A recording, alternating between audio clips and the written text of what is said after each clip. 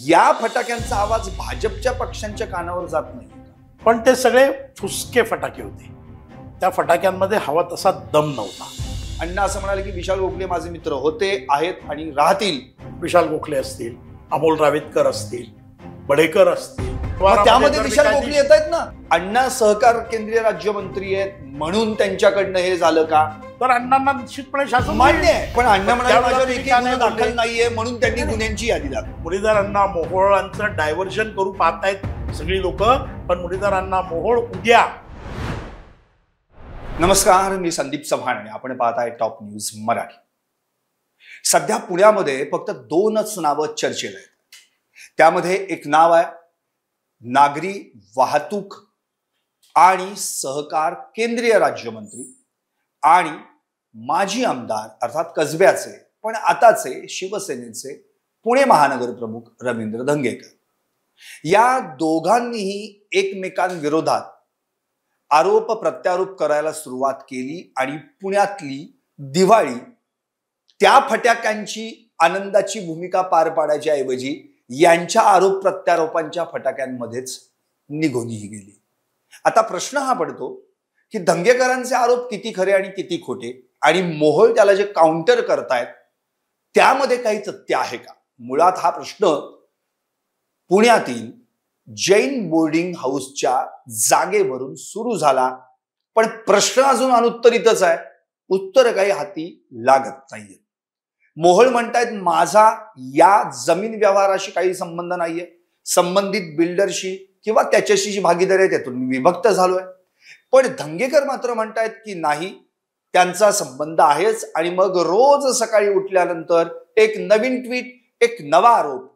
यावर काळ मोहोळांनी स्पष्टपणे सांगितलंय की आता मी त्यांच्या आरोपांना उत्तर देणार नाही.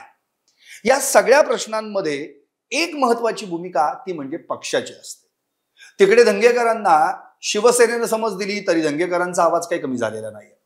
आणि इकडं मोहोळांकडून भाजपनं जे मोहोळांवर उठलेल्या आरोपांचं मोहोळ आहे ते हुसकावून लावण्यासाठी जे काही प्रयत्न करायला पाहिजेत ते प्रयत्न कुठे होताना दिसत नाहीत. अगदी स्थानिक पातळीवरचे काही नेते मोहोळांच्या बाजूने बोलतायत, पण पक्षीय भूमिका अशी काही कुठे दिसत नाहीये. त्यामुळं आता त्याच पक्षाचे अर्थात प्रदेश प्रवक्ते संदीप खर्डेकर यांच्याकडूनच आपण नेमकी भूमिका समजावून घेणार आहोत आणि तेच आज आपल्या सोबत आहेत. संदीपजी, टॉप न्यूज मराठीमध्ये आपलं हार्दिक स्वागत. नमस्कार. मी आत्ताची दोन नावं घेतली. सध्या पुण्यामध्ये चर्चा हीच आहे. कुठल्याही पुण्यातल्या वृत्तपत्रांमध्ये पहा, युट्यूब चॅनलला पहा, सोशल मीडियाला पहा, ही दोनच नावं दिसत आहेत, मुरलीधर मोहोळ, रवींद्र धंगेकर. अख्खी दिवाळी आपली या दोघांच्याच आरोप प्रत्यारोपाच्या फटाक्यांच्या आवाजात निघून गेली. प्रश्न हा उरतो की या फटाक्यांचा आवाज भाजपच्या पक्षांच्या कानावर जात नाहीये का? नाही, मुळात असं आहे की या दिवाळीमध्ये पुण्यामध्ये प्रदूषण कमी झालं, फटाक्यांचं प्रदूषण कमी झालं, पण वैचारिक प्रदूषण वाढलं. आणि दुसरा त्यातला महत्वाचा भाग असा की जसं आपण म्हणालात की खूप रोजच फटाके फुटत होते, पण ते सगळे फुसके फटाके होते. त्या फटाक्यांमध्ये हवा तसा दम नव्हता. भारतीय जनता पक्षामध्ये निश्चितपणे पक्षाच्या नेत्यांवर ज्या वेळेला अशा प्रकारचे आरोप होतात तेव्हा आमचंही विचारमंथन होतं, आमचेही कोर कमिटी असते, आमचेही नेते असतात की जे परस्पर चर्चा करतात. आणि मग ज्या वेळेला असं लक्षात येतं की समोरच्या व्यक्तीच्या आरोपांमध्ये काही तथ्य नाही, केवळ रोज उठून कुठलं तरी एक आरोप सकाळी करायचा आणि मग त्याच्यावरती सगळ्यांनी बोलत राहायचं किंवा एखादं ट्विट करायचं आणि मग कोणीतरी त्यांच्याकडे जायचं आणि मग तुम्हाला याच्याबद्दल काय वाटतं, तिकडनं उठायचं आमच्याकडे यायचं तुम्हाला याच्याबद्दल काय वाटतं. तर या सगळ्यामध्ये रस आम्हाला नाही आणि म्हणून आम्ही त्याच्यावरती प्रत्युत्तर देणं पार्टी लेवलला टाळत होतो. पण शेवटी मुरली अण्णा ज्या वेळेला प्रकाश जावडेकर साहेबांच्या पुस्तकाच्या प्रकाशनाला गेले त्या दिवशी ते म्हणजे सारखं सातत्यानं ह्याची चर्चा आहे, तर एकदा काहीतरी याला मीच उत्तर देतो. आणि मग तिथं त्यांनी त्यांची भूमिका स्पष्ट केली. त्यांनी त्यांची भूमिका स्पष्ट केल्यानंतर सुद्धा पुन्हा पुन्हा नवनवीन आरोप, आणि त्या नवनवीन आरोपांचा बेस आपण जर बघितला तर मला आपल्या माध्यमातून 2-3 प्रश्न निश्चितपणे या ठिकाणी पुणेकरांनाही विचारायचे आहेत, आरोपकर्त्यांनाही विचारायचे आहेत. कारण आरोप करते काही एकटे माजी आमदार माननीय रवींद्र धंगेकर नाहीये. रवींद्रजी धंगेकर बोलले की मग कुठला तरी एखादा सुराज्य संघर्ष समितीचे आमचे विजय कुंभारजी बोलतात, कुठं विश्वंभर चौधरीजी बोलतात, कुठं असीम सरोदीजी बोलतात, कोण ना कोण बोलत जातं, रोहित पवार बोलतात. एक अशी चेन सुरू होते बोलण्याची.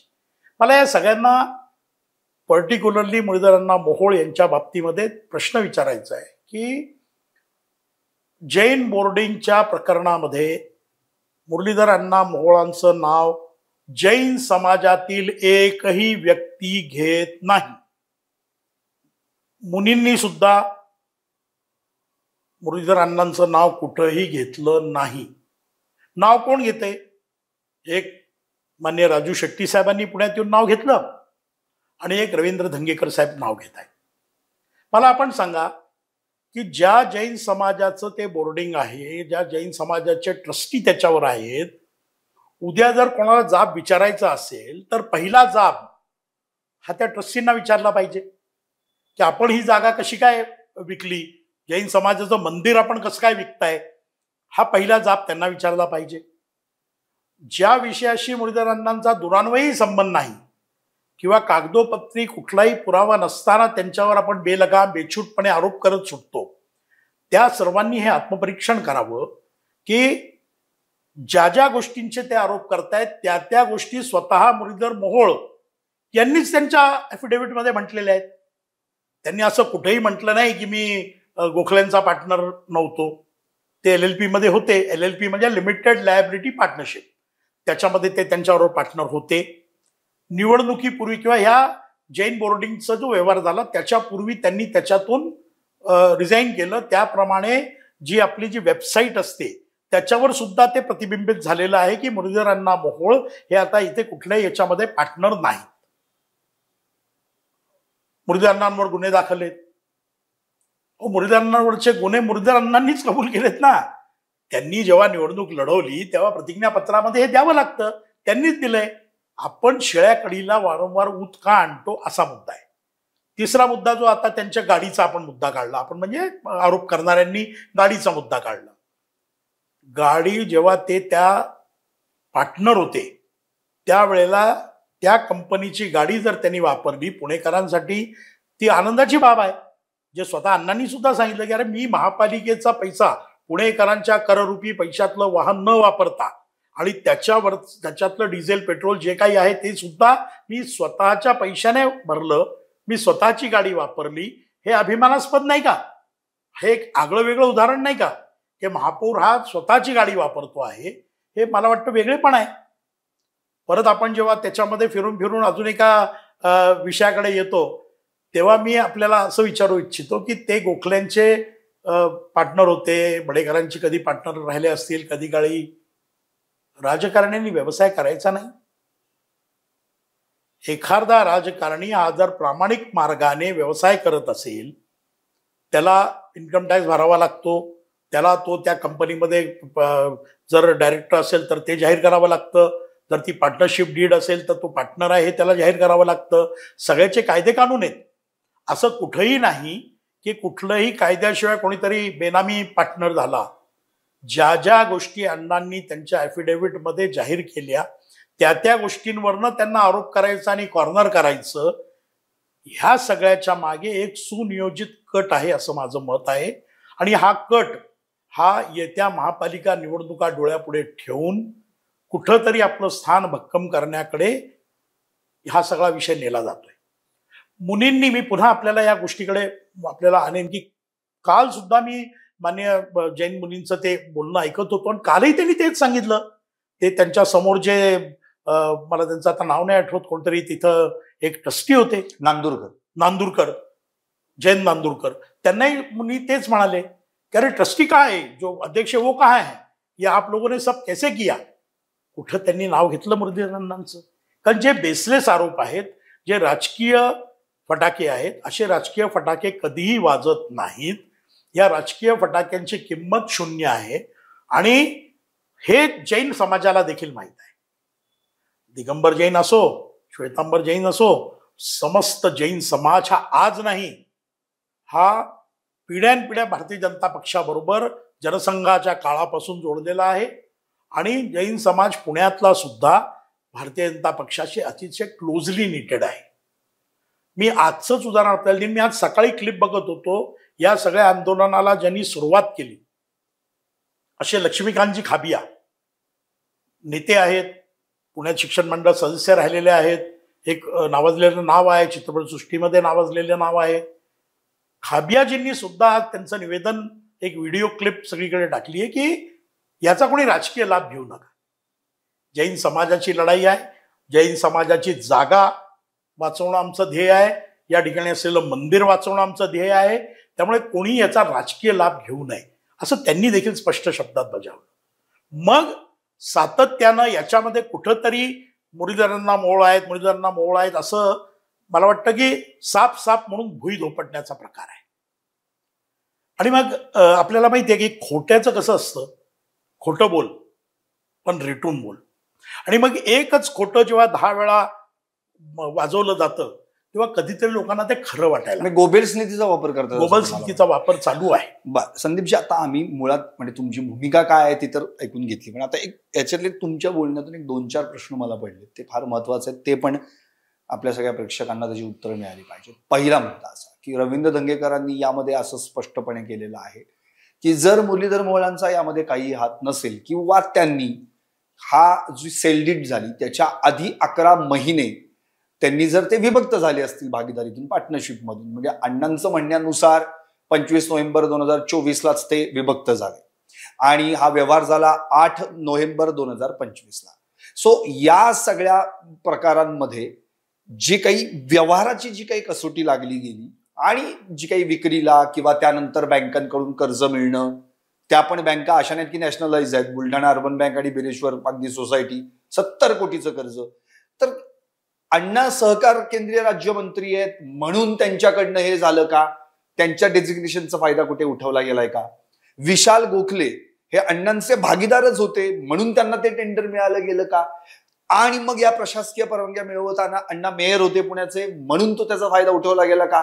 कुठे ना कुठेतरी ही कडी कायम त्या मुरलीधर अण्णांच्या आजूबाजूला त्यांच्या डेजिग्नेशनच्या माध्यमातून फिरते. त्यामुळे रवींद्र धंगेकर असं बोलतायत की एकतर महापौर पद, आत्ताचं केंद्रीय राज्यमंत्रीपद, याचाच फायदा आपल्याच मित्राला करून देण्यासाठी हा सगळा उद्योग झाला. आणि परवा अण्णा असं म्हणाले की विशाल गोखले माझे मित्र होते, आहेत आणि राहतील. याच्यावरनं धंगेकरांनी आणखी जास्त हे ताणून धरण्याचा प्रयत्न केला. या मुद्द्यावर मला तुम्ही काय सांगा? एखाद्या व्यक्तीशी मैत्री असू शकत नाही आणि आपल्याला मी सांगतो, जबाबदारीने सांगतो की पंतप्रधान नरेंद्र मोदी असतील, केंद्रीय गृहमंत्री अमित भाई शहा जे सहकारिता केंद्रीय मंत्री आहेत आणि ज्यांच्या हाताखाली मुरल्यांना हे सहकार राज्यमंत्री आहेत, महाराष्ट्राचे मुख्यमंत्री देवेंद्र फडणवीस, ही तिन्ही माणसं इंटिग्रिटी असलेली माणसं आहेत. ही तिन्ही माणसं निष्कलंक चारित्र्याची माणसं आहेत. आणि उद्या जर मुरली अण्णांनी याच्यात कुठे दोषी असते किंवा कुठे त्यांना दर्शनी सहभाग जरी लक्षात आला तरी हे तिन्ही नेते हे सहन करणार नाहीत. नक्कीच, कारण की नरेंद्र मोदींचं वाक्य होतं ना खाऊंगा ना खाणे दूंगा. मग आज त्यांच्याच केंद्रीय मंत्रिमंडळातील एका सहकार्यावर जाऊ तिथं खाऊ असा आरोप का केला? ह्याचा आरोपाच्या मागे मी आपल्याला सांगितलं ना की हे राजकारण सुरू आहे आणि हे राजकारण येणाऱ्या महापालिका निवडणुका असतील. हे राजकारण कदाचित एखाद्या व्यक्तीकडनं आपण पराभूत झालो आणि ते पराभव पचवण्याची एक, बघा, विजय आणि पराजय हे दोन्ही पचवण्याची क्षमता लागते, दोन्ही पचवण्याची एक मानसिकता लागते. कदाचित अण्णांकडनं झालेला पराभव हा पचत नसेल. मग 2020 साली अण्णांनी जी महापौरासाठी गाडी वापरली, मित्राची काय बडेकरांची गाडी वापरली, मग त्यावेळेला तुम्ही का नाही बोललात? ते जर तुम्हाला खटकलं तर त्याच वेळेला तुम्ही, मला हाच प्रश्न पडला की 2020 मध्ये जेव्हा अण्णा महापौर होते त्यावेळी हा विषय का आला नाही आणि आता हा विषय का आला? तर जी गाडी, ज्या कंपनीची ती गाडी आहे तिथे ते बडेकर होते, त्यांचे पार्टनर, तेच बडेकर या जैन बोर्डिंगच्या जमीन विक्रीच्या लिलावामध्ये 2nd नंबरला होते. मग तो योग आहे का? नाही, मी आपल्याला याच्यामध्ये सांगतो, मी पण बांधकाम व्यावसायिक आहे. मी पण म्हणजे आपल्याला कल्पना नसेल कदाचित, 19 सप्टेंबर 1986 वयाच्या 23व्या वर्षी मी माझा सिमेंटचा व्यवसाय सुरू केला, जो भरभराटीचा व्यवसाय होता. आणि नंतर मग मी कन्स्ट्रक्शनमध्ये काही इतर व्यवसायांमध्ये पुढे पुढे वाढ करत गेलो. आज कोथरूडमध्ये अनेक मोठे बिल्डर आहेत, पण कोथरूड ही रिडेव्हलपमेंटची नगरी झाली आहे आता. अनेक इमारती 35-35 वर्ष जुन्या आहेत आणि त्यांच्या रिडेव्हलपमेंटची गरज आहे. अशा वेळेला कोथरूडमध्ये आजच्या तारखेला विशाल गोखले असतील, अमोल रावेतकर असतील, बडेकर असतील, देशपांडे रिअल्टी असेल, असे मी अनेक नावं घेऊ शकतो, पंडित जावडेकर असतील, कोटी भास्कर असतील, असे काही अग्रणी बांधकाम व्यावसायिक आहेत. हे बांधकाम व्यावसायिक बारीक लक्ष ठेवून असतात आणि ज्या ठिकाणी त्यांना चांगलं रिडेव्हलपमेंटचं प्रोजेक्ट असेल किंवा चांगली जमीन उपलब्ध होणार असेल तर हे निश्चितपणे त्या ठिकाणच्या पूर्ण निविदा प्रक्रियेमध्ये भाग घेतात. मी आपल्याला सांगेन की कोथरूडमध्ये काही सगळंच हे गोखल्यांना किंवा बडेकरांना किंवा इतर कोणाला मिळतं असं नाही.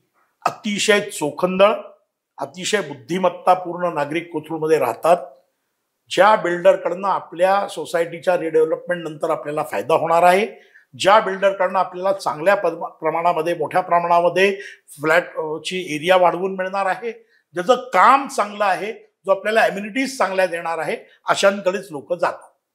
आता त्यातली ही 2 अग्रगण्य नावं जी त्याच्यामध्ये ज्यांनी भाग घेतला, उद्या विशाल गोखलेंच्या 230 कोटीच्या जागी समजा बडेकरांचं थोडं जास्तीचं गणित असतं. बडेकर हे इतरांच्या कंपॅरिझन मध्ये कमी देतात बरं का, म्हणजे मला ते चांगलं त्यांच्या व्यवहाराची पद्धत माहिती आहे, कारण मी माझ्या स्वतःच्या 2 बिल्डिंग्स ज्या होत्या जिथं माझा फ्लॅट आहे जुना, त्याच्या रिडेव्हलपमेंटसाठी पण त्यांच्याकडे गेलो होतो. तर ते काही लोक 71% देतात, काही लोक 51%च देतात.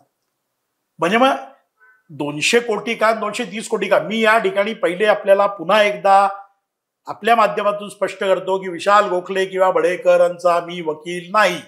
विशाल गोखले जर या संपूर्ण प्रकरणामध्ये दोषी असतील तर त्यांच्या विरुद्ध कारवाई झाली पाहिजे. जैन समाजाच्या भावनांचा विचार करून चॅरिटी कमिशनरांनी जी समिती नेमली आहे, त्यांना जर त्या ठिकाणी मंदिर आढळलं किंवा त्यांना या सगळ्या प्रकरणामध्ये गैरप्रकार आढळला तर त्यांच्यावर कारवाई झाली पाहिजे. मग मला एक असं म्हणायचं की तुम्ही मगाशी म्हणालात की अनेक म्हणजे पुण्यामध्ये अनेक जैन समाजातल्या बांधवांचं वास्तव्य आहे आणि त्यांनी नेहमीच भाजपाला चांगल्या पद्धतीनं साथ दिलेली आहे. मग आज हा मुद्दा आपल्या पुण्यातला आहे, आपण पुण्याचे खासदार आहोत, केंद्रात देखील आपण मंत्री आहोत, तर आपण का नाही या विषयामध्ये लक्ष घालत आहे? मुरलीधर मोहोळ स्वतः त्या ठिकाणी जाऊन परवा आमंत्रण दिलं होतं त्यांना दिवाळीसाठी, तुम्ही या आमच्याकडे आणि जैन मंदिराचं दर्शन घ्या म्हणून. आणि जर ते तुमचे मित्र आहेत विशाल गोखले, त्यांनी जर त्यांच्यात काही फेरफार केला असेल किंवा काही उद्योग केला असेल तर तो मित्र असो कोणी असो, या समोर कुणी नाहीये असं धरून त्यांनी का नाही केलं? हा विश्वास जैन समाजामध्ये का नाही? संबंधच नाही ना. जर त्यांचा काही संबंध असेल, पुण्यातलं मंदिर आहे ना, मंदिर त्यांनी हस्तक्षेप केला का मला आपण सांगा? त्यांनी हस्तक्षेप केला का? चॅरिटी कमिशनरकडे जेव्हा ही सगळा विषय गेला आणि आता त्या सगळ्या प्रकरणाला स्टे दिला, समिती नेमली आहे, ती समिती निष्पक्षपणे पाहणीला परवा त्या ठिकाणी जागेवरती गेली होती, कालच मला वाटतं गेली होती. ती समिती तिचा अहवाल देणार आहे. दुर्दैव नाही का, जे मंदिर 67 पैकी 65 वर्ष उभं आहे एका जागेवर, ते मंदिर आहे का नाही हे बघायला धर्मादाय आयुक्तांकडनं एखादा माणूस येतो. कारण त्यांच्याकडे जो रिपोर्ट गेला, आपण धर्मादाय आयुक्त काय म्हणले ते आपण ऐकलं नाही. रिपोर्ट गेला त्यात म्हटलंय की मंदिरच नाहीये. हा, मग हे त्या रिपोर्टच्या आधारावरती त्यांनी तो आदेश दिला असेल कदाचित. पण जर हे जे रिपोर्ट देणारे आहेत, तिथं मंदिर नाही म्हणणारे आहेत, ज्यांनी व्यवहार केला त्या व्यवहारामध्ये विशाल गोखले येत आहेत ना, मग त्यांच्यावर कारवाई झाली पाहिजे ना. मग विशाल गोखले मुरलीधर मोहोळचे मित्र आहेत ना, तर त्यांनी समजून सांगितलं पाहिजे. पण विशाल गोखले हे मित्र वेगळे, व्यवहार वेगळा. पण व्यवहारांमध्ये अण्णा कुठेही असतील तर अण्णांना निश्चितपणे शासन मान्य आहे, व्यवहार वेगळा. कुठल्या विषयामध्ये समाज म्हणून जे आपले मतदार आहेत, जैन समाजाने आपल्याला मतदान करून खासदार केलेलं आहे, त्यांच्याबरोबर अण्णा बोलतायत, त्यांच्याबरोबर व्यवस्थित चर्चा चालू आहे. आणि म्हणूनच लक्ष्मण खाबियांचा व्हिडिओ येतो, म्हणूनच जैन मुनिश्री हे तिथे कुठल्याही राजकीय व्यक्ती, पण त्यांना राजकारणाशी मुनींना काही घेणं नाही ना. तेच मी आपल्याला सांगतो ना की मग राजकारण कोण करतंय हे आपण लक्षात घ्या. मग राजकारण कोण करतंय? ज्या 2 व्यक्तींना याच्यातून काहीतरी साध्य करायचंय. मग ते राजू शेट्टी असतील, त्यांचं काय कुठे काही मला कल्पना नाही का ते याच्यामध्ये अचानकपणे उद्भवले. मग पुण्याची लढाई होती, पुण्यात लढले असते.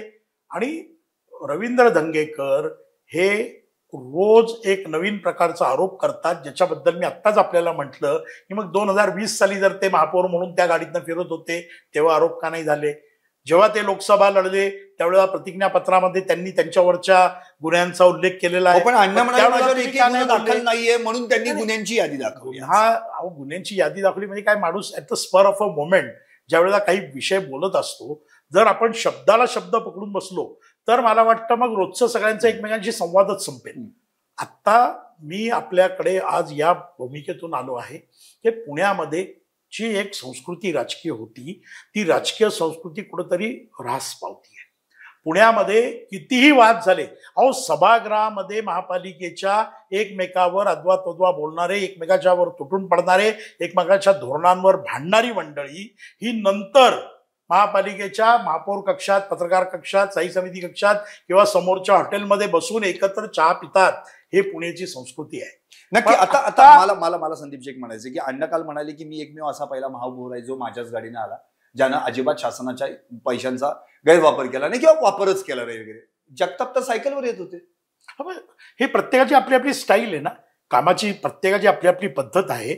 आपण दोन गोष्टी पहिले समजून घेतल्या पाहिजे. कदाचित मी अध्यात्म बोलत असेल किंवा कदाचित मी थोडंसं वेगळ्या लेवलचं बोलत असेल, पण कुठल्याही विषयाला दोन बाजू असतात. हे ज्या वेळेला आपण एक्सेप्ट करतो त्यावेळेला आपली चिडचिड कमी होते, त्यावेळेला तणाव कमी होतो, त्यावेळेला आपलं दुसऱ्याबद्दलचं वाईट मत हे बदलतं. आज रवींद्र धंगेकर हे त्यांना जे काही काम कोणी दिलं असेल किंवा त्यांना स्वतःहून आत्मप्रेरणेतून वाटत असेल ते त्यांचं काम करतायत, आम्ही आमचं काम करतोय. पण दुर्दैवानं जी निगेटिव्हिटी आहे त्या निगेटिव्हिटी हायलाईट होते. मुरलीधर अण्णा हे असे खासदार आहेत की ज्यांनी आतापर्यंत 8ही मतदारसंघामध्ये जनता दरबार मोठ्या प्रमाणात घेतले. खासदार जनता सेवा संपर्क अभियान, उद्या पण त्यांचं अभियान आहे बाणेरला. मला एक आणखी एक प्रश्न पडला, म्हणजे चर्चा आता अशी आहे महाराष्ट्रामध्ये की मुरलीधर मोहोळ एक सुसंस्कृत व्यक्तिमत्व, सुशिक्षित व्यक्तिमत्व आणि निश्चितच पुण्याचे महापौर म्हणून त्यांनी उत्तमाचं कार्य केलं. हे काही मी वेगळ्या सांगायची गरज नाही, अख्ख्या पुणेकरांनी बघितलं. त्यानंतर त्यांना खासदारकीचं तिकीट मिळालं, ते पहिल्यांदा खासदार देखील झाले, नंतर केंद्रात राज्यमंत्री झाले आणि मग कुठे विधानसभेच्या निवडणुका पार पडल्यानंतर मुरलीधर मोहोळ मुख्यमंत्री पदाचे दावेदार म्हणून अशी चर्चा सुरू झाली. अर्थात भाजपने नंतर ते खोडून काढलं. त्यामुळे कुठेतरी मुरलीधर अण्णांना अंडर एस्टिमेट करण्यासाठी भाजपकडनंच दंगेकरांना रसद पुरवली जाते का? कारण की आज मुरलीधर अण्णा एकाकी पडतायत अशी चर्चा आहे. त्यांच्या बाजूने कुणीही बोलत नाहीये. स्थानिक पातळीवरचे नेते सोडल्यास, आणि आता तर तुम्ही अशी तिसरी व्यक्ती आहात जे प्रदेश प्रवक्ते आहात, जे बोलायला प्रत्यक्ष उभे राहिले. बिलकुल मुरली यांना एकटे पडलेले नाहीत. सोशल मीडियावरती आपण जर बघत असाल तर आमची सर्व मंडळी ही व्यक्त होत आहेत. मुरली अण्णा स्वतः व्यक्त झाले आणि अण्णांनी जे वाक्य वापरलं ते फार महत्वाचं आहे की मी हे शेवटचंच, आता यानंतर काय बोलू, रोज उठून तेच ते उत्तरं देत बसायला हा काही दिल्लीतला भोंगा नाही. की दिल्लीतला भोंगा सकाळी 9ला वाजला आणि त्यानंतर राज्यभर देशभर आपले कोणतरी बूम घेऊन जायचं आणि आता ते असं बोलले तुमचं काय मत आहे, मग तिकडनं उठायचं हे आता असं बोलले तुमचं काय मत आहे. मला असं वाटतं की पार्टी म्हणून आम्ही एक वैचारिक बैठक असणारी पार्टी आहे. कार्यकर्त्यांची फौज 12.5 कोटी कार्यकर्ते असणारी जगातला सगळ्यात मोठा पक्ष भारतीय जनता पार्टी आहे. या पार्टीला अडवाणी अटलजींपासूनची परंपरा आहे. या पार्टीला संघाचं अनुष्ठान आहे. या पार्टीला धर्माचं अनुष्ठान आहे. आणि ज्या पार्टीला देशसेवा, नेशन फर्स्ट, हो, पण दंगेकर म्हणतात पुणेकर फर्स्ट, नेक्स्ट दंगेकर म्हणतात पुणेकर फर्स्ट. मग पुणेकर फर्स्ट आहे तर त्यांनी ज्या योग्य ठिकाणी भांडलं पाहिजे तिथं भांडलं पाहिजे. मग त्यांनी मुरलीधर अण्णांवर आरोप करता कामा नये. साहेब, आपण एक लक्षात घ्या, मी या ठिकाणी पुन्हा एकदा हे स्पष्ट करतो की त्यांनी ट्रस्टींवर आरोप करावेत, त्यांनी चॅरिटी कमिशनवर आरोप करावेत, त्यांनी गोखल्यांवर आरोप करावेत, त्यांनी महानगरपालिकेमधनं ज्यांनी काही चुकीची माहिती दिली असेल त्यांच्यावर आरोप करावेत, त्यांनी विजय कुमार म्हणतात त्याप्रमाणे डील होण्याच्या आधी ज्यांनी महापालिकेने नकाशा प्रकाशित केला त्यांच्यावर आरोप करावेत. मुरलीधरांना कुठं आले या सगळ्या प्रोसेसमध्ये? आपण हे समजून घ्या की एवढी सगळी नावं जी आहेत ना त्यांच्या विरुद्ध ते बोलतच नाहीयेत. ते फक्त रोज सकाळी उठून मुरलीधरांवर बोलतात. माझी दंगेकरांना सुद्धा विनंती आहे की त्यांना पुणेकरांच्या हृदयामध्ये जो स्थान मिळवायचं असेल आणि स्वतःची एक इमेज ते बिल्ड करू पाहतायत, ती इमेज जर बिल्ड करायची असेल तर त्यांनी या सगळ्यांवर आरोप करावेत. मुरलीधरांना आलं एकही माणूस या माणसांच्या संरक्षणार्थ येणार नाही, मी आपल्याला सांगतो. कारण ती सगळी मंडळी व्यवहारामध्ये आहे. चकोर दोषी हे जे नाव आहे, बालचंद निमचंद ट्रस्टचे जे आहेत चेअरमन, ते असतील, जयंत नांदुरकर असतील, किंवा मग जी माणसं ही जाहिरात प्रकाशित झाल्यानंतर, बरं जाहिरात सुद्धा कुठे प्रकाशित झाली? नॉर्मली अशा जाहिराती कुठल्या तरी साईडच्या पेपरमध्ये जे फारसं वाचलं जात नाही तिथं छापली जाते. पण या जाहिराती पुढारी, बिझनेस स्टँडर्ड, फायनान्शियल एक्सप्रेस, मला वृत्तपत्रात वाचूनच कळलं, अशा नामांकित वृत्तपत्रांमध्ये जेव्हा जाहिराती आल्या त्यावेळेला कोणी का उठून उभं राहिलं नाही? त्यावेळेला या ट्रस्टींच्या विरोधामध्ये कोणी का बोललं नाही? मला वाटतं एक मला बातमीत वाचलंय, मला नक्की माहित नाही, पण एक अजून चकोर गांधी नावाचे ट्रस्टी होते ज्यांनी याच्या विरोधात आवाज उठवून त्यावेळेला राजीनामा दिला. मग जर त्यांनी राजीनामा दिला तर चकोर गांधींनी त्यावेळेला जैन समाजाला जागृत का केलं नाही? व्यवहारच झाला नसता. आणि याच्यामध्ये अजून राजीनामा दिल्यानंतर अगदी तिसऱ्या दिवशी व्यवहार झालाय. म्हणून तर मग राजीनामा दिल्या त्यांनी तिकडे संपर्क करायला पाहिजे ना. अहो, जैन मुनींच्या ज्याला आपण म्हणूयात आचरण इतकं शुद्ध आहे, इतकं शुद्ध आहे. मी हे सांगू शकतो, माझे वडील हे चिचोंडी खरड्याचे आणि माझे वडील आनंदऋषीजी महाराज साहेबांच्या घरात खेळलेले. इतकं माझं जैन समाजाशी नातं आहे. मी इंदूरमध्ये शिकलो 9 वर्ष, तर इंदूर मधल्या जैन समाजाशी माझं घट्ट नातं. मान्य गोपीनाथराव मुंडे साहेब हे प्रीतीसुधाजी महाराज साहेब असतील, नाही तर सर्वांचे परमभक्त. जैन समाजाशी नातं वरवरचं नाही, हे अति रुतलेलं नातं आहे. आणि म्हणून मी जबाबदारीने म्हणतो आहे की ज्या विषयाशी मुरली अण्णांचा संबंध नाही त्या विषयामध्ये रोज रोज त्यांच्यावरती आरोप करून आपण काय साध्य करू पाहताय? आणि म्हणून मी आवाहन करेन, अगदी विजय कुमारांपासून सर्वांना आवाहन करेन की आपण सर्वजण समाजातले जाणते नेते आहात. आपण सर्वजण समाजामध्ये पॉझिटिव्हिटी निर्माण करण्यासाठी आहात. जे निगेटिव्ह आहे ते काढून टाकण्यासाठी आपण माहिती अधिकार कायद्याअंतर्गत लढता. मग ही सगळी जी नावं मी आपल्या पुढे घेतोय यांच्या बाबतीत आपण का गपात? या सगळ्यांवर कारवाई झाली पाहिजे. समजा यांनी चूक केली असेल ना, या सगळ्यांवर कारवाई करा. पण रोज रोज उठून तेच ते मुरलीधरांना हे बोलणं बंद करा. आणि दुसरा जो आपला प्रश्न होता त्याच्यामध्ये मी आपल्याला सांगेन की भारतीय जनता पक्षामध्ये नैतिकता आहे.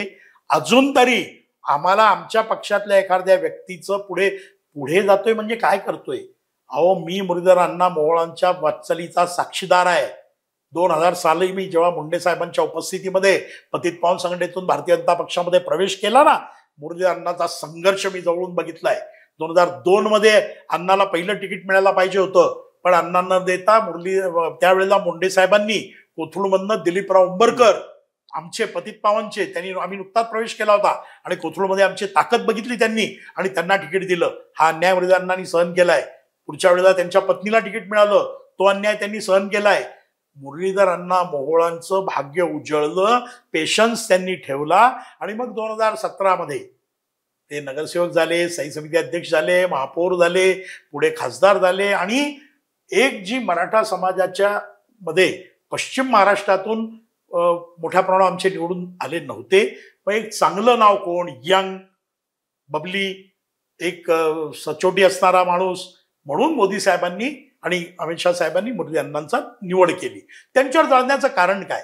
एवढ्या वर्ष त्यांनी जो संघर्ष केला त्याचं फळ त्यांच्या पदरात पडलं आणि म्हणून त्यांच्यावरच्या वाईटामुळे कोणीतरी जाऊन काहीतरी माहिती बरं माहिती काय पुरवत आहे? कोण पुरवत आहे माहिती? अहो, जे कोण पुरवत असतील ते काय पुरवत आहेत माहिती जी ऑलरेडी त्यांच्या अफिडेव्हिट मध्ये. पण मुळात जी आपण हे जाते ना ती सत्ताधारी का लोकांकडनंच मिळेल ना. नाही, सत्तेतच नाही त्याला माहिती कशी मिळणार? नाही सर, आपण चुकताय. या सगळ्या माहित्या या अवेलेबल ऑन द वेबसाईट. जग खूप पुढे गेलंय. या सगळ्या गोष्टी, मी सुद्धा इन्कम टॅक्स रिटर्न किती भरले, जीएसटी किती भरला, it is on a click. आता जग पुढे गेलंय. या सगळ्या माहित्या कोणाला पुरवायची गरज नाही. त्यांच्या ॲफिडेव्हिटमध्ये असलेल्या गोष्टींवरती आपण पुन्हा पुन्हा पुन्हा पुन्हा आरोप करत राहतो आणि मग त्याच्यावरती चघळत राहतो. काय आहे, मी खूप जबाबदारीनं बोलतो, माझं कोणावर आक्षेप नाहीये. पण काय झालंय ना की आता 24/7 चॅनल्स चालले पाहिजेत. 24/7 लोकांची सोशल मीडियावरती चर्चा चालली पाहिजे. तुम्ही फेसबुक, इंस्टाग्राम, तुमचं व्हॉट्सअप याच्यावर काही ना काही चालू राहिलं पाहिजे. आणि मग त्याला सगळ्यात प्रभावी माध्यम काय आहे?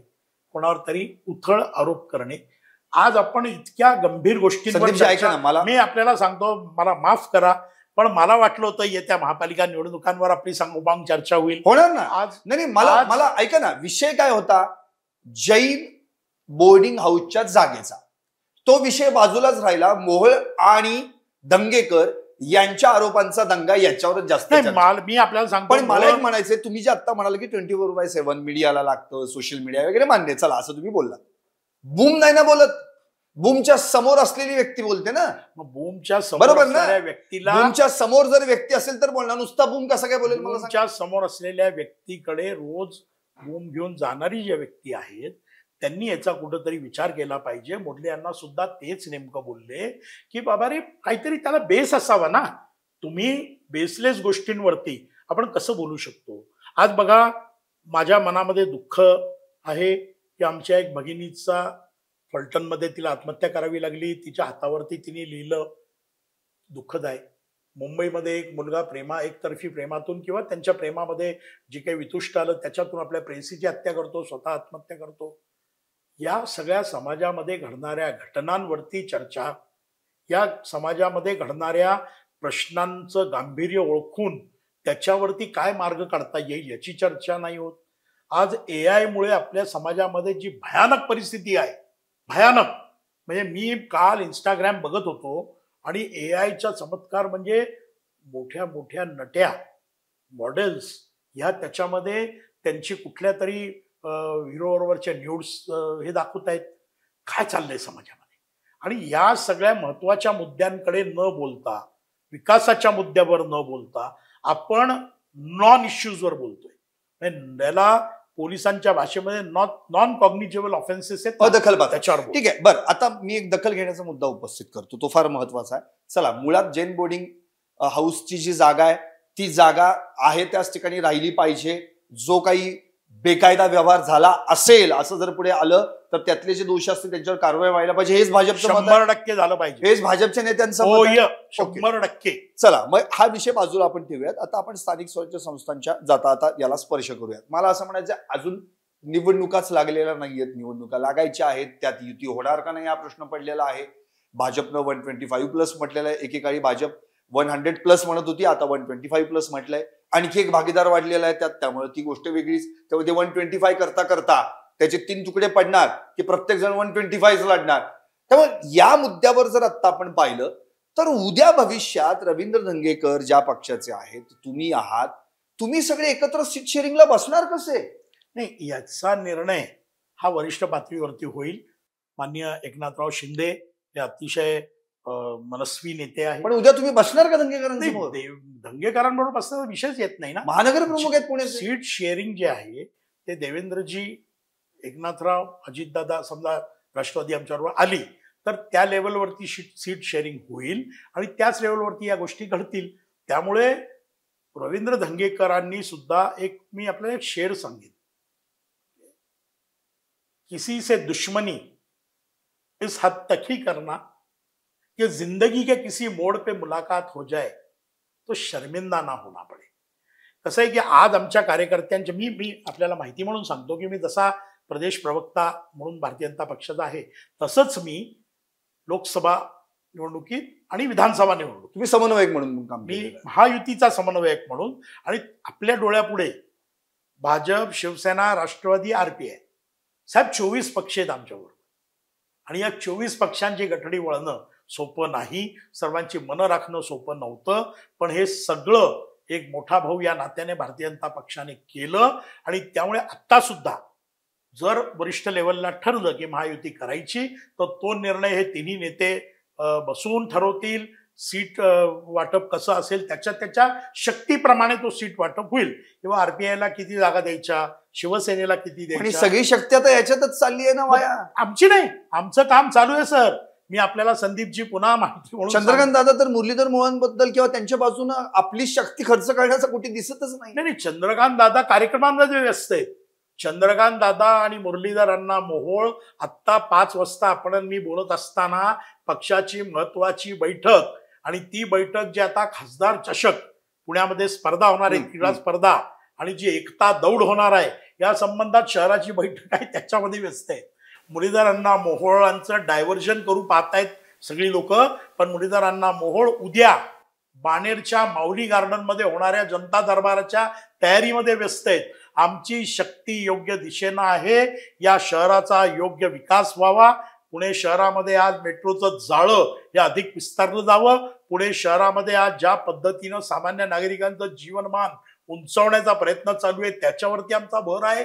जीएसटीमुळे आज पुणे शहरातच नव्हे तर देशभरामध्ये जी लोकांनी दिवाळी खऱ्या अर्थानं साजरी केली, दर कमी झाल्यामुळे हे लोकांपर्यंत पोहोचवण्यामध्ये आम्ही व्यग्र आहोत. माननीय चंद्रकांत दादा पाटील हे कोथरूडमध्ये मेट्रो पासून लोकांना त्यांच्या घरापर्यंत जायची सोय नाही म्हणून मोफत शटल सेवा सुरू करण्यामध्ये व्यग्र आहेत.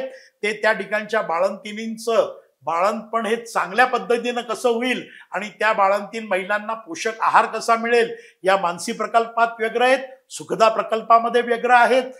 आमची सर्व मंडळी हेमंतजी रासने हे कसबा स्वच्छ सुंदर कसा होईल याच्यामध्ये व्यग्र आहेत. माधुरीताईंनी परवाच आपल्याला कल्पना असेल नसेल जिल्ह्याची बैठक घेतली, नगरविकासची पुणे शहरासाठीची बैठक घेतली. आम्ही आमचं काम व्यवस्थित करत आहोत. अशा प्रकारचे छोटे मोठे अडथळे हे विकास कामं करत असताना येत असतात. त्या अडथळ्यावरती किंवा त्या स्पीड ब्रेकरवरती थोडाशी मात करून पुढे जाणं हे आमच्या रक्तात आहे. कारण भांडत बसणं, गैरगोष्टी करणं, आरोप प्रत्यारोप करणं, खालच्या स्तरावर जाऊन बोलणं हे भारतीय जनता पक्षाचं काम नाही. आमच्या वरिष्ठांची शिकवण पण अगदी. म्हणून शेवटचाच मी प्रश्न आता घेतो. खालच्या स्तरावर जाणं किंवा बोलणं भाजपच्या संस्कृतीमध्ये नाहीये असं तुम्ही म्हणता आणि एकेकाळचे तुमचेच महापालिकेचे माजी सभागृह नेते रवींद्र दंगेकरांना भटकं कुत्रं म्हणतात. तिकडे धीरज घाटे शहराध्यक्ष विद्यमान जे आहेत ते रवींद्र दंगेकरांना ठोकून काढू म्हणतात. ही कुठली संस्कृती? मी याच्यामध्ये आपल्याला एक सांगेन, धीरज घाटे जे बोलले ना त्या बाबतीत मी आपल्याला सांगेन, कारण मी त्यावेळेला होतो. अहो ठोकून काढून म्हणजे काय? आपण सुद्धा भाषा वापरतो ना जेव्हा आपण एखाद्याची मुलाखत घेतो किंवा त्याने आज त्याला ठोकलं म्हणजे काय? काय मारणं, फिजिकल मारणं नसतं हो. ठोकून काढायचं शब्दांचा मार. मी पण भाजलेलं कोंबड्या मला काय फरक पडत नाही.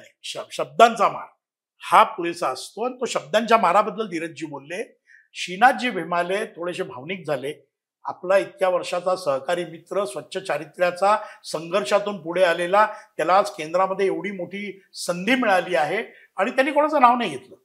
आपण नीट भीमालेंची मुलाखत नाव नाही घेतलं म्हणजे कुणाबद्दल बोललं हे मी आपल्याला पुन्हा सांगतो. मी चुकीच्या गोष्टीचं समर्थन करणार नाही, पण ते जरा भावनिक झाले. ते भावनिक झाले आणि त्या भावनेच्या भरामध्ये जर ते काही बोलले असतील तर ही त्यांना त्यावेळेला ते योग्य वाटलं. जसं आज दंगेकरजी आमच्यावरती आरोप करतात, पण त्या आरोप करत असताना आम्ही ज्यांना पुण्याच्या शिवसेनेचा नेता मानतो त्या डॉक्टर नीलमताई गोऱ्हे सोबत नसतात. आम्ही ज्या नाना भानगिरेला पुणे शहराचा प्रमुख मानतो ते नाना भानगिरे सोबत नसतात. आम्ही ज्या अजय भोसलेंना शिवसेनेचा नेता म्हणून ओळखतो किंवा आम्ही ज्या किरण साळींपासून पूजाताई रावेतकरांपर्यंत अशा विविध मंडळींना या संपूर्ण प्रोसेसमध्ये त्या पक्षाचे म्हणून मी समन्वयक म्हणून ज्यांच्या बरोबर लोकसभा विधानसभेला जीव लावून काम केलं, मेहनत घेतली, हे शिवसेनेचे चेहरे आपल्याला कुठे दिसत नाहीत. याच्याकडे मी आपलं लक्ष वेधू इच्छितो. आणि त्याचंच कारण असं की दंगेकरांचे जे आरोप आहेत ते आरोप याच्यामध्ये व्यक्तिद्वेष हा जास्त दिसून येतो आहे. आणि त्या सगळ्या व्यक्तिद्वेषातून त्यांनी ज्या प्रकारचे आरोप केले, गुंडगिरीचे आरोप. अहो गुंडगिरीचे आरोप तुम्ही करून काय मिळवताय? तुम्ही पोलिसांचं मोरल खच्ची करताय. तुम्ही पुणे शहराचं नाव खराब करताय. पोलिसांनी काय कमी केली हो? आपण एक जबाबदार पत्रकार आहात, आपण सांगा. प्रत्येक ठिकाणी पुणे पोलीस कारवाई करते. टोळ्याच्या टोळ्या मकोकामध्ये हात घातलेले आहेत, टोळ्याच्या टोळ्या निस्तनाभूत केल्या आहेत. जे आपण रोज रील बघतो की एखाद्या ठिकाणी कोणी कोयता गँगने हे कारवाई केली तर त्यांना गुडघ्यावर चालायला लावतायत. जे पोलिसांना शक्य आहे ते सगळे पोलीस करतायत. पण ही एक सामाजिक समस्या होत चालली आहे. तरुण पिढीला मोठ्या प्रमाणावरती गुन्हेगारीचं आकर्षण वाटतं आहे आणि त्या आकर्षणातून काही घटना घडतायत. म्हणून पुणे शहराचं नाव काळेकुरी करू नये. पोलिसांचं मोरल डाऊन करू नये, किंबहुना पुणे पोलीस जे चांगलं काम करतायत त्याच्या पाठीशी उभं राहणं हे सच्च्या पुणेकराचं. पुणेकर first, he should stand with the police force की साहेब तुम्ही चांगलं काम करताय. एक तरी माणूस मला दाखवा की दोन सीपीला जाऊन गुच्छ देईल की सर तुम्ही या टोळ्या नेस्तनाबूत केल्या, तुम्ही या गुन्हेगारांना जरब बसवली, तुम्ही यांना मकोका लावला, we are grateful to the police force. हे आपण करत नाही, आपण नुसती टीका करत राहतो. पॉझिटिव्हिटीकडे कधीतरी आपण या सगळ्या गोष्टींना नेलं पाहिजे.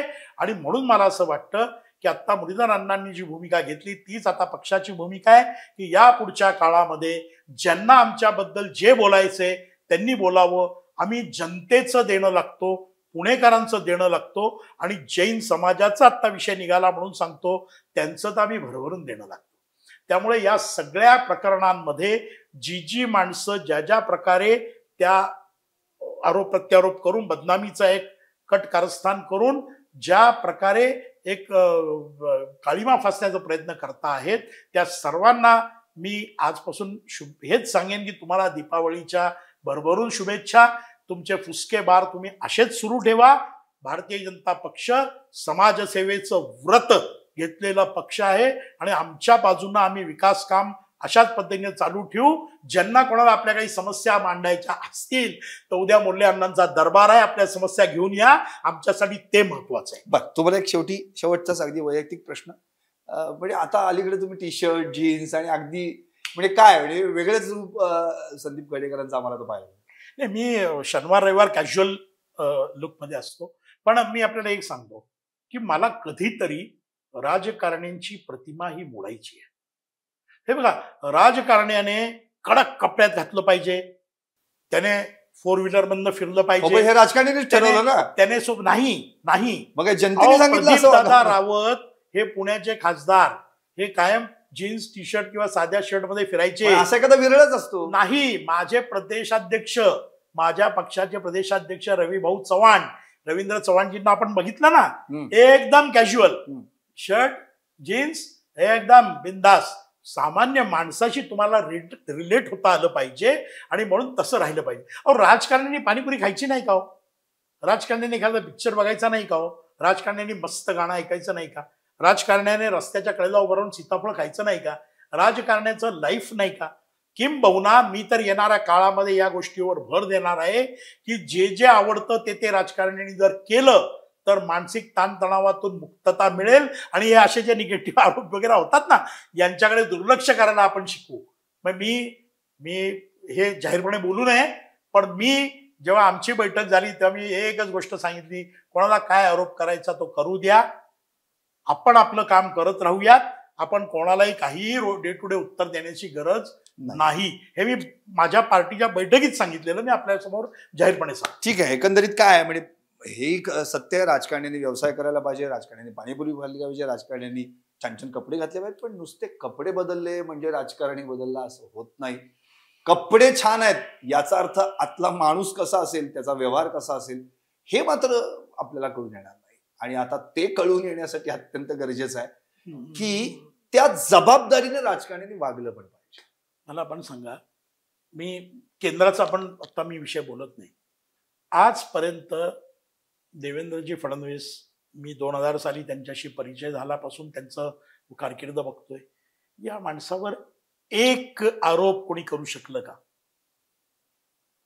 त्यांचे जसे कपडे, जैसे आप कहेंगे ना कि नियत साफ है, दिल साफ है, काम साफ है, विजन साफ है, असा नेतृत्व ज्यांचं असेल ते कार्यकर्त्यांच्या गैरगोष्टींकडे दुर्लक्ष करतील असं आपल्याला वाटतं. त्यांची प्रतिमा ही त्यांना राखायची आहे. त्यांची प्रतिमा राखायची म्हणजे लोकांना दिखाऊपणासाठी नाही, ती आतून आहे. देवेंद्रजींच्या चेहऱ्यावरती, बोलण्यावरती जो तेज आहे ना, ते ज्या पद्धतीनं प्रेझेंट करतात कुठला विषय, ज्या पद्धतीनं त्यांनी महाराष्ट्राचं विजन मांडलंय ना, आपलं म्हणणं बरोबर आहे की कपडे के साथ अंदर दिल भी साफ होना चाहिए. तर मी आपल्याला गॅरंटीड सांगतो की मुरलीधरांना मोळ असतील, चंद्रकांत दादा पाटील असतील, माधुरीताई मिसाळ असतील, इथं मंत्री झाले, आमचे आमदार असतील, या सगळ्यांची नियत पण साफ आहे आणि समाजाच्या प्रती संवेदनशीलता सुद्धा आहे. मी फक्त एकदा आपल्याला कोथरूडला घेऊन जाईन किंवा मुरली अण्णांच्या दरबारात आपण या किंवा चंद्रकांत दादांनी कोथरूडमध्ये राबवलेले प्रकल्प जर आपण बघितले ना, तर आपण स्वतः मला म्हणाल अरे हे काय आहे, हा माणूस आहे का काय, इतकं बेफाम काम गरिबांसाठी त्या ठिकाणी ते करतायत.